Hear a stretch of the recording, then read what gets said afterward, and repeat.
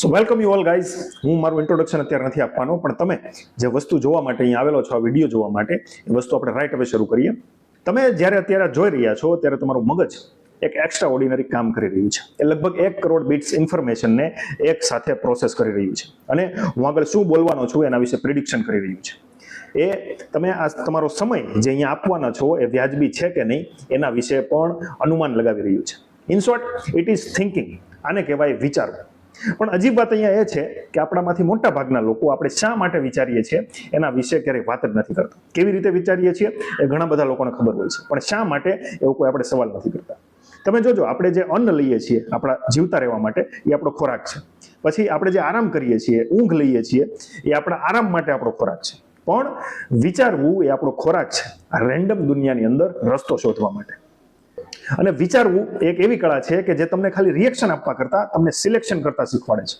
અને ખાલી સર્વાઈવ કરવા કરતા આપણે સમૃદ્ધ થઈને જીવી શકીએ એ વસ્તુ તમને શીખવાડે છે. અને આ બધું નથી સમજાતું તો તમને એક સિમ્પલ વસ્તુ કહું કે તમે જીવનમાં જ્યારે કોઈ ડિફિકલ્ટ ડિસિઝન લીધો હોય એ વસ્તુ વિશે વિચારો. કોઈ નોકરીની ઓફર હોય, કોઈ રિલેશનશિપ્સમાં અણબનાવ હોય, કે પછી કોઈ કેરિયર ચોઇસની મોમેન્ટ હોય, આ બધી જગ્યાએ તમે જે અત્યારે કરી રહ્યા છો અને ભવિષ્યમાં શું કરવાના છો એ બંનેની વચ્ચે તમારું આખું જીવન ડિસાઇડ થાય છે કે જ્યારે તમે વિચાર કરતા હોય છે. અને તમે જોજો, મનુષ્યોએ બનાવેલી દરેક મહાન વસ્તુ, દરેક ટેકનોલોજી, દરેક સભ્યતા, કે દરેક ઇલાજ, આ બધું કોઈ ટૂલ્સથી કે કોઈ વસ્તુથી શરૂ નથી થતું. એ શરૂ થાય છે એક વિચારથી. આમ છતાં પણ આપણામાંથી મોટા ભાગના લોકો આપણે કેવી રીતે વિચારીએ છીએ, શા માટે વિચારીએ છીએ એનો સવાલ કર્યા વગર દિવસોના દિવસો, વર્ષોના વર્ષો, અને ક્યારેક ક્યારેક તો આખી આખી જિંદગી આપણે એમને પસાર કરી દઈએ છીએ. અને આપણે વિચારતા નથી. એનું તમને એક નાનું એવું એક્ઝામ્પલ આપું. 1995ની અંદર મેક આર્થર વ્હીલર નામનો એક વ્યક્તિ હતો જેમણે પિટ્સબર્ગની થોડા દિવસે 2 બેંકોની લૂંટ કરી, અને એને કોઈ માસ્ક નહોતું પહેર્યું કે કોઈ ગેટઅપ પણ નહોતો લીધો, અને એ સીધો કેમેરા પાસે જતો રહે છે. પોલીસે જ્યારે એને અરેસ્ટ કર્યો ને ત્યારે એને બધી આ ફૂટેજ બતાવી, એની જે બેંકની લૂંટ કરી ને બધી. ત્યારે એ વ્યક્તિ શોક થઈ ગયો. એ ભાઈને શું હતું કે મોઢા ઉપર લીંબુનો રસ લગાડી દઈએ ને તો ઇનવિઝિબલ થઈ જવાય, ગાયબ થઈ જવાય. અને મેઇન વાત એવી છે કે એ ભાઈ ખોટું પણ નહોતો બોલતો, એને ખબર જ નહોતી કે આવી કઈ વસ્તુ હોતી નથી. એટલે આ સ્ટોરી આપણને થોડીક વાહિયાત જેવી લાગે, પણ આપણા જીવનમાં પણ શું આપણે ખરેખર આવું નથી કરતા? થોડું આવું નથી કરતા? આપણે આપણું કેરિયર, આપણા સંબંધો કે દુનિયાને જોવાના નજરિયામાં એકદમ કોન્ફિડન્સ સાથે નિર્ણય લઈએ છીએ, પણ આપણે એવું ચેક કરવા માટે ઊભા નથી રહેતા કે આ ખરેખર સાચું છે કે નહીં. તો આ વિડીયો આવા માઇન્ડસેટને બદલવા માટે અને તમારા મનને અંદરથી સમજવા માટેનું ઇન્વિટેશન છે, અને તમે પહેલા કરતા વધારે કઈ રીતે ઇફેક્ટિવલી વિચારી શકો એના માટે છે. આ વિડીયોની હવે શરૂઆતમાં આપણે જઈએ તો કઈ રીતે આપણે સારું વિચારી શકીએ એની કરતા પહેલા આપણે એ વસ્તુ જોઈએ કે આપણે વિચારીએ ત્યારે આપણા મગજની અંદર ખરેખર શું થાય છે. તો બાયોલોજીથી શરૂ કરીએ કે જ્યારે આપણે વિચારીએ છીએ ત્યારે આપણા મગજની અંદર લગભગ 86 અબજ 86 બિલિયન જેટલા ન્યુરોન્સ એક પેટર્નમાં ફાયર થાય છે. અને આ બધા જે ઇલેક્ટ્રિકલ સિગ્નલ હોય એ 2 ન્યુરોન વચ્ચેની જગ્યા હોય, એને જેને સિનેપ્સિસ કહેવાય, એની વચ્ચે એક પાથ બનાવે છે, એક રસ્તો બનાવે, જેને ન્યુરલ પાથવે કહેવાય. તમે જેટલું સચોટ રીતે વિચારશો એટલા ન્યુરલ પાથવે મજબૂત બનશે. એટલા માટે જોજો કે જે આ માનસિક આદતો હોય ને એને છોડવી બહુ જ અઘરી હોય. આ બધું તમને થોડુંક ટેકનિકલ લાગતું હશે, પણ આપણે આ વસ્તુને વિચારવાની પ્રોસેસને ઊંડાણપૂર્વક જોવી છે. એટલા માટે તમે ખાલી રેફરન્સ માટે યાદ રાખો, બીજી ભવિષ્યમાંની કોઈ જરૂર નથી. તો જ્યારે વિચારવાની વાત આવે છે ત્યારે મગજના 2 ભાગ સૌથી વધુ કામ આવે છે. પહેલો ભાગ છે લિમ્બિક સિસ્ટમ, કે જે આપણો મગજનો ઊંડો અને ખૂબ જ જૂનો ભાગ છે. એ ખૂબ જ ઝડપથી રિએક્શન આપે છે, અને આપણા જે પાસ્ટની પેટર્ન હોય અને આપણા જે ઇમોશન હોય એના આધારે એ ડિસિઝન લે છે. બીજો ભાગ છે પ્રીફ્રન્ટલ કોર્ટેક્સ, કે જે આપણા મગજનો આગળનો ભાગ છે અને આપણા કપાળની એક્ઝેક્ટ પાછળ આવેલો છે. આ ભાગ પ્રમાણમાં થોડોક ધીમો છે, થોડોક લોજિકલ છે, અને તમે વિચારતા હોય ને કે હું તને વિચારીને જવાબ આપું, ત્યારે આ ભાગ, મગજનો આ ભાગ છે, એ કામ આવે છે. હવે અમેરિકાના એક સાયકોલોજીસ્ટ છે ડેનિયલ કાનેમેન, એણે આ 2 વસ્તુને સમજવા માટે સિસ્ટમ 1 અને સિસ્ટમ 2 નો કન્સેપ્ટ આપેલો છે. એની એક ફેમસ બુક છે થિંકિંગ ફાસ્ટ એન્ડ સ્લો, એની અંદર અને એનો કન્સેપ્ટ આપેલો છે. સિસ્ટમ 1 કેવી છે? એ ફાસ્ટ છે, ઓટોમેટિક છે અને ઇમોશનલ છે. જેમ કે તમારી બાજુ કોઈ બોલ ફેંકે તો તમે અચાનક કેચ કરી લેશો, અથવા તો કોઈ ડર લાગે એવી જગ્યાએ જાઓ તો, અથવા તો તમને કોઈ વ્યક્તિને મળો છો તો 2 થી 3 સેકન્ડની અંદર તમે એને જજ કરી લો, ત્યારે તમારી સિસ્ટમ 1 એક્ટિવેટ થાય છે. બીજી બાજુ તમારી સિસ્ટમ 2 છે, એ થોડીક ધીમી છે, થોડીક મહેનત માંગે એવી છે, અને પ્રમાણમાં તાર્કિક એટલે કે લોજિકલ છે, કે જેનો ઉપયોગ તમારે કોઈ મેથ્સનો પ્રોબ્લેમ સોલ્વ કરવો હોય, કે પછી કોઈ નિબંધ લખવો હોય, અથવા તો કોઈ ભવિષ્યનું પ્લાનિંગ કરવું હોય, ત્યારે આ સિસ્ટમ એક્ટિવેટ થાય છે. હવે હકીકતની વાત એવી છે કે આપણે આપણા જીવનના લગભગ 95% ડિસિઝન સિસ્ટમ 1 માં રહીને લઈએ છીએ. આપણને એમ હોય છે ઘણીવાર કે આપણે એકદમ લોજિકથી ડિસિઝન લીધું, પણ ખરેખર આ બધું ઓટો પાયલોટ મોડમાં ચાલતું હોય છે. જેમ કે આપણી સવારે બ્રશ કરવાની રીત છે, આપણો સવારનો નાસ્તો છે કે ઓફિસે જવાનો રસ્તો છે, આ બધામાં આપણે કોઈ ડિસિઝન નથી લેવા પડતા, એ ઓટો પાયલટ મોડમાં ચાલ્યા જ રાખે છે. પણ પ્રોબ્લેમ ત્યારે થાય છે કે જ્યારે સિસ્ટમ 1 એવા ડિસિઝન લે જ્યાં ખરેખર સિસ્ટમ 2 ને ડિસિઝન લેવાની જરૂર હોય. જેમ કે લાઈફ પાર્ટનર પસંદ કરવા, કોઈ ફાઇનાન્શિયલ ડિસિઝન લેવા, અથવા તો આપણને ઇમોશનલી કોઈ વ્યક્તિએ હર્ટ કર્યું હોય તો એને રિસ્પોન્સ કેવી રીતે આપવો. આ બધી જ મોમેન્ટ્સમાં તમારું ધીમું મગજ જાગે ને એ પહેલા તમારું ફાસ્ટ મગજ એ કામ કરીને જતું રહે છે. તો આ બધી જ વસ્તુ આપણા મગજની પાછળ આપણે વિચારીએ ત્યારે બાયોલોજી શું કામ કરે છે એની રિલેટેડ હતી. તો હવે આપણે આગળ જોઈશું કે વિચારવાના કેટલા પ્રકાર હોય છે. તો વિચારવાના આપણી પાસે ટોટલ 6 પ્રકાર છે. 1 બાય 1 આપણે જોશું, એને ડિફાઇન કરશું અને ત્યારબાદ આપણે જોઈશું કે આપણે કઈ રીતે સારું વિચારી શકીએ. પહેલું છે ક્રિટિકલ થિંકિંગ, કે તમારી પાસે જે ઇન્ફોર્મેશન આવે છે એને ક્રોસ વેરીફાઈ કરવાની એબિલિટી. તમારી જે પૂર્વધારણાઓ હોય, જે માન્યતાઓ હોય, એની ઉપર સવાલ કરવાની કેપેસિટી કે ખરેખર શું આ સાચું છે. તમને જે કંઈ પણ કહેવામાં આવે છે સ્વીકારવાને બદલે આ ખોટી ઇન્ફોર્મેશનના યુગમાં આ જીવન ટકાવી રાખવાની બેઝિક એવી સ્કિલ છે. જેમ કે મીડિયામાં અને વોટ્સઅપ યુનિવર્સિટીમાં જે કોઈ ઇન્ફોર્મેશન આવે એને ઓથેન્ટિક સોર્સ સાથે કમ્પેર કરવી, આ વસ્તુને કોણે ફંડ કરેલું છે, આમાંથી કોનો ફાયદો છે, આ બધી વસ્તુ એ ક્રિટિકલ થિંકર વિચાર છે. પણ એની જગ્યાએ જે કોઈ પણ વ્યક્તિ સામાન્ય હશે એ ખાલી હેડલાઇન શેર કરીને એકાબીજાને ફોરવર્ડ કરતો રહેશે.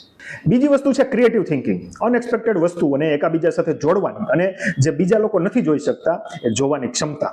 મીન્સ કે કનેક્ટિંગ ધ ડોટ્સ જેને કહેવાય એ વસ્તુ, આને કહેવાય ક્રિએટિવ થિંકિંગ. ત્રીજો પ્રકાર છે એનાલિટિકલ થિંકિંગ. સંપૂર્ણપણે કોઈ વસ્તુને સમજવા માટે એને નાના નાના ભાગમાં તોડવાની અને એકદમ બેઝિક સ્ટેપથી કોઈ નિષ્કર્ષ કાઢવાની શરૂઆત કરવાની. જ્યારે કોઈ ડોક્ટર બીમારી નક્કી કરે ને ત્યારે કઈ રીતે કરે કે એની પાસે જે રિપોર્ટ્સ આવ્યા હોય એ બધા રિપોર્ટ્સનું એનાલિસિસ કરે અને એ વસ્તુમાંથી કઈ કઈ પોસિબિલિટી નથી એને ડિલીટ કરતા જાય અને ફાઇનલી એવા કન્ક્લુઝન પર પહોંચે કે વ્યક્તિને આ પ્રકારનો રોગ છે. ચોથો પ્રકાર છે સ્ટ્રેટેજિક થિંકિંગ. ભવિષ્યના પ્લાનિંગને રિલેટેડ આ થિંકિંગ કામમાં આવે છે કે હું આજથી 5 વર્ષમાં ક્યાં હોવો જોઈએ અને મારા એવા કયા કયા ડિસિઝન છે કે જે મને કઈ રીતે આ જગ્યા ઉપર પહોંચાડશે. આ બધું જ નક્કી કરે છે સ્ટ્રેટેજિક થિંકિંગ. પાંચમો પ્રકાર છે લેટરલ થિંકિંગ. આ થિંકિંગનો કન્સેપ્ટ એડવર્ડ ડી બોનો નામનો એક સાયકોલોજીસ્ટ છે એને આપેલો હતો કે પ્રોબ્લેમના કોઈ મૂળમાં જવા કરતા એક તમે અલગ દ્રષ્ટિકોણથી વિચારો, અલગ પર્સપેક્ટિવથી વિચારો તો એનું સોલ્યુશન મળી શકે.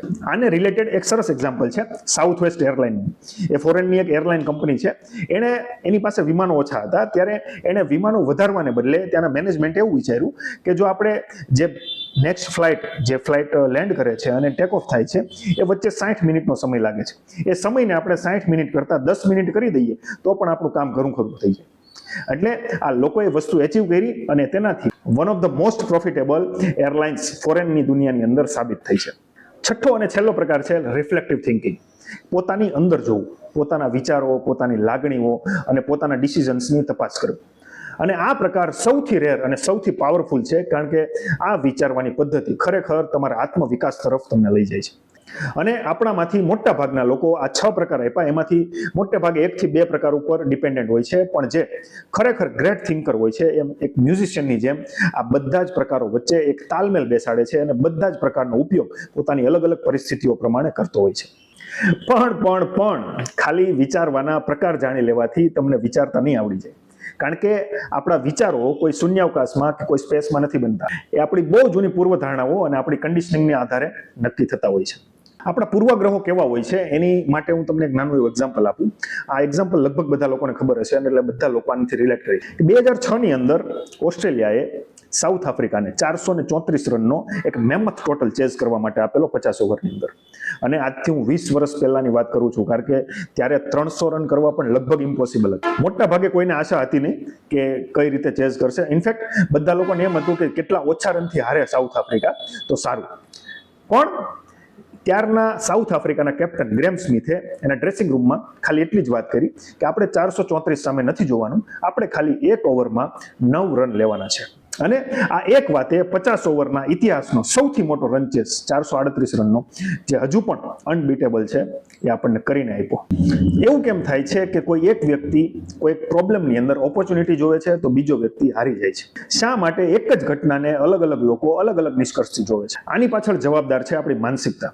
આપણી માનસિકતા એવા નાના નાના કારણોથી આકાર લે છે કે જેની આપણે ક્યારેય સભાનપણે તપાસ કરતા જ નથી. તમે જોતા હશો કે બાળપણમાં આપણને આપવામાં આવેલી કોઈ એવી માન્યતાઓ હોય, કોઈ વેલ્યુઝ હોય, કોઈ એવી કન્ડિશનિંગ હોય કે જેના આધારે આપણી આખી ઓપરેટિંગ સિસ્ટમ, મગજની ઓપરેટિંગ સિસ્ટમ એના ઉપર ડિસાઇડ થતી હોય છે. અને એમાં લગભગ એક વાત કોમન હોય છે કે પૈસાથી કંઈ થતું નથી. અરે ભાઈ, કેમ પૈસાથી કંઈ થતું નથી? તમે આ જેમાં વિડીયો જોવો છો, જેમાં ઇન્ટરનેટ છે, ફોન છે અથવા લેપટોપ છે, એ બધું પૈસા વગર થોડું ચાલવાનું છે. અને દુનિયામાં લગભગ મોટા ભાગના લોકો આ એક રીઝનને લીધે જ પૈસાને એટ્રેક્ટ નથી કરી શકતા. આ થયું એક રીઝન. બીજી વસ્તુ છે કે તમારું સંસ્કૃતિ અને તમારું શિક્ષણ. તમને કઈ વસ્તુ ભણાવવામાં આવે છે એ નહીં, પણ તમને કઈ રીતે ભણાવવામાં આવે છે એ પણ ઘણું ખરું ડિસાઇડ કરે છે. જો તમે ગોખણ પટ્ટીથી ભણેલા હશો બધું, તો તમારી અંદર ક્યુરિયોસિટી જન્મશે જ નહીં. તમે સવાલ પણ નહીં પૂછી શકો. એટલે તમારામાં નવું વિચારવાની શક્તિ ક્યારે પેદા નહીં થાય. ત્રીજી વસ્તુ છે કે ઇમોશન.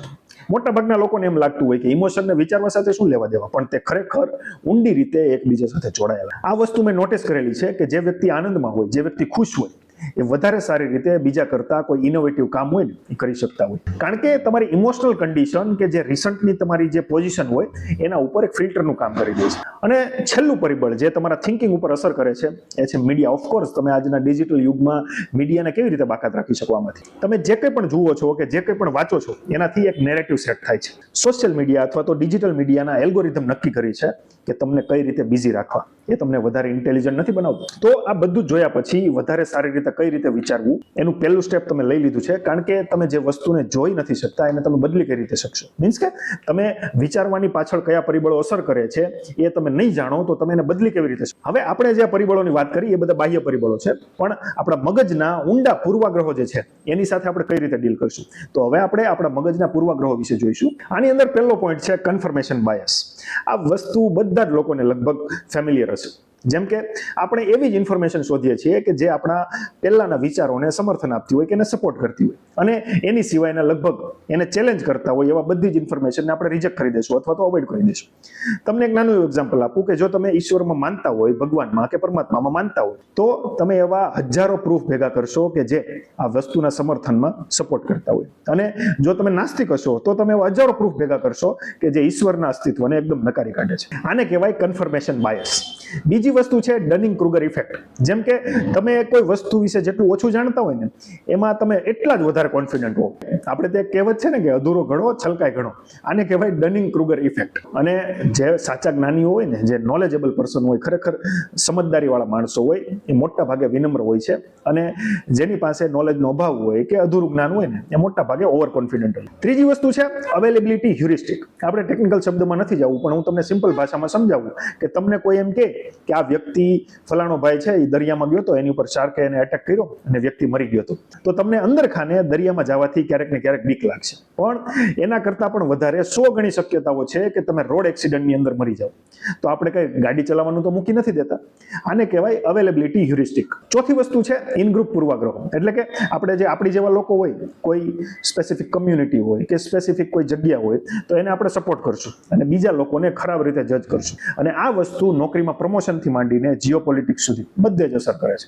રાષ્ટ્રવાદ અને સામાજિક સંઘર્ષનું મૂળ પણ આ જ વસ્તુ છે, જ્યાં આપણે અને તેઓ વચ્ચે એક લાઈન દોરવામાં આવે છે. એટલે જ્યારે પણ તમને કોઈ વાત ઉપર સંપૂર્ણપણે ખાતરી હોય ત્યારે થોડીક વાર ઊભા રહેજો અને વિચાર કરજો કે ખરેખર હું આ જાણું છું કે આ મારા પૂર્વાગ્રહો છે, એના લીધે હું આટલું બધું કોન્ફિડન્સ ફીલ કરું છું. તો ગુડ ન્યૂઝ હવે એ છે કે આપણે સારું વિચારવા માટે બધા જ પ્રોબ્લેમ્સની વાત કરી લીધી છે અને આપણને ખબર છે કે કયા કયા પ્રોબ્લેમ્સ આની માટે જવાબદાર છે. તો હવે અમુક એવા ટૂલ્સ છે કે જેનો ઉપયોગ કરીને તમે આજથી જ વધારે ક્લેરિટી સાથે, વધારે સચોટ રીતે વિચારી શકો છો. તો હવે ગુડ ન્યૂઝ એ છે કે આપણે લગભગ બધા જ પ્રોબ્લેમ્સની વાત કરી લીધી છે અને આ પ્રોબ્લેમ્સને ટેકલ કરવા માટે અમુક એવા ટૂલ્સ છે આપણી પાસે કે જેનો ઉપયોગ કરીને આપણે વધારે સચોટ રીતે, વધારે ક્લેરિટી સાથે આજથી જ વિચારી શકીએ છીએ. તો હવે આપણે વાત કરશું એવા ટૂલ્સ. પહેલું ટૂલ છે ફર્સ્ટ પ્રિન્સિપલ થિંકિંગ. એટલે કે આવું જ થતું આવ્યું છે એ માનવા કરતા કોઈ પણ પ્રોબ્લેમને એના મૂળ સુધી જાઓ, એના રૂટ કોઝ સુધી જાઓ અને ત્યારથી એના સોલ્યુશનની શરૂઆત કરો. જેમ કે એલોન મસ્કને જ્યારે રોકેટ બનાવવા હતા ત્યારે જે કેટલી પણ એરોસ્પેસ કંપનીઓ હતી એણે એમને કીધું હતું કે ભાઈ રોકેટ લોન્ચિંગનો ખર્ચો જે ફિક્સ છે એ જ છે, એમાં કઈ ફેરફાર થાય એમ નથી. પણ એલોન મસ્કે એમ નથી વિચાર્યું. એણે શું વિચાર્યું કે રોકેટ મેઇનલી બનેલા છે ના છે, તો મેઇન છે મેટલ, બીજું છે ફ્યુલ અને ત્રીજું છે ઇલેક્ટ્રોનિક્સ. આટલી મેજર એની પાર્ટ છે, બીજું બધું નાના નાના પાર્ટ છે, બરાબર. તો એણે આ બધી વસ્તુનો રો મટીરિયલનો ખર્ચો કર્યો તો એ ખાલી 2% હતો. રોકેટ લોન્ચિંગના 2% એની અંદર ખર્ચો હતો. અને જ્યારે સ્પેસએક્સ કંપનીએ એનું સૌથી પહેલું રોકેટ લોન્ચ કર્યું ત્યારે લોન્ચિંગની અંદર 90% ખર્ચાનો ઘટાડો એને સાબિત કરીને બતાવ્યો. બીજું ટૂલ છે ઇન્વર્સ થિંકિંગ, એટલે કે ઊંધી રીતે વિચારો. હવે તમે વિચારો કે તમારે સક્સેસફુલ થવું છે તો તમારે એમ નહીં વિચારવાનું કે હું કઈ રીતે સક્સેસફુલ થાવ, પણ એની બદલે તમે એવું વિચારો કે મારી ફેલિયર થવાની ગેરંટી કઈ વસ્તુમાં છે. હવે એ બધી જ વસ્તુ ભેગી કરો અને એને તમે એક એક કરતા એને કાઢતા જાઓ. વોરેન બફેટ આ વસ્તુનો એની કંપનીના ઇન્વેસ્ટમેન્ટમાં ઘણી બધી જગ્યાએ ઉપયોગ કરે છે. એ એવો સવાલ નથી પૂછતા કે કઈ વસ્તુ કંપનીને બેસ્ટ બનાવે છે, પણ એની જગ્યાએ એવું વિચારે છે કે કઈ વસ્તુ કરવાથી કંપની દેવામાં ડૂબી જશે અથવા તો કંપનીનું ડાઉનફોલ નક્કી છે. એ બધી જ વસ્તુ એવોઇડ કરે છે અને એવી કંપનીમાં જ ઇન્વેસ્ટ કરે છે. ત્રીજું ટૂલ છે સેકન્ડ ઓર્ડર થિંકિંગ. તમે કોઈ પણ કામ કરો એનું એક રિઝલ્ટ આવવાનું છે, પણ મોટા ભાગના લોકો તાત્કાલિક રિઝલ્ટ ઉપર ધ્યાન આપે છે. એની કરતા જે મહાન વિચારક હોય એના પછીના કોન્સિક્વન્સીસ ઉપર પણ ધ્યાન આપશે. જેમ કે કોઈ યુદ્ધની સિચ્યુએશન હોય ત્યારે મોટા ભાગે શક્તિશાળી જે દેશ હોય યુદ્ધ કરવાની પરમિશન આપી દેશે, પણ જે ખરેખર મહાન વિચારક હોય એ વિચારશે કે આ યુદ્ધથી આપણા દેશને કેટલા માણસો ગુમાવવા પડશે, આપણા દેશને કેટલું આર્થિક નુકસાન થશે, કે પછી આપણા દેશના આંતરરાષ્ટ્રીય સંબંધોમાં શું અસર પડશે. તો જે મહાન વિચારક હોય એ આ સેકન્ડ ઓર્ડર થિંકિંગ પર પણ વિચાર કરતો હોય છે. ચોથી વસ્તુ છે કે રેન્જ ઓફ નોલેજ. તમારી પાસે જેટલું વધારે નોલેજ હશે એટલી તમને વધારે ખ્યાલ આવશે કે કઈ વસ્તુ કઈ રીતે કામ કરે છે. જેમ કે તમારી પાસે ઇકોનોમિક્સ, સાયકોલોજી, બાયોલોજી, ફિઝિક્સ આ બધી જ વસ્તુનું કે જેટલી વધારે પડતી રેન્જનું તમને નોલેજ હશે એટલું તમને ખ્યાલ આવશે કે કઈ વસ્તુ કઈ રીતે કામ કરે છે. અને તમારી પાસે જેટલા વધારે લેન્સ હશે એટલું તમે દુનિયાને નજીકથી એકદમ જોઈ શકશો. કારણ કે જો આ વસ્તુનો તમારી પાસે અભાવ હશે ને તો કેવું થાય ખબર, કે જે માણસ પાસે ખાલી હથોડી હોય ને એને બધી જ પ્રોબ્લેમ ખીલ્લી જેવી જ દેખાય. પાંચમું ટૂલ છે કે જર્નલિંગ. તમે તમારા વિચારોને લખો અને એનાથી તમને સ્પષ્ટતા આવશે કે કેટલી વસ્તુ જરૂરી નથી. તમને તમારા જ વિચારોમાં કેટલો વિરોધાભાસ છે એ તમને ચોક્કસ રીતે દેખાઈ જશે. ઇતિહાસમાં એવા ઘણા મહાન લોકો છે કે જેણે ખાલી જર્નલિંગ કરીને પોતાના જીવનની મહાનતમ ફિલોસોફીની રચના કરેલી છે. માર્કસ ઓરેલિયસ આનું બેસ્ટ એક્ઝામ્પલ છે કે એની જે બુક છે મેડિટેશન્સ, એને કોઈ પ્રકાશક પાસે છપાવવા નહોતી નાખી, ખાલી એના લાઈફના એક્સપિરિયન્સ એમાં એને લખેલા હતા. એવી જ રીતે આપણી પાસે ચાર્લ્સ ડાર્વિન અને આઇન્સ્ટાઈનનું પણ એક્ઝામ્પલ છે. માટે જે લોકો ક્લિયરલી વિચારી શકે છે એ લોકો સતત લખતા હોય છે.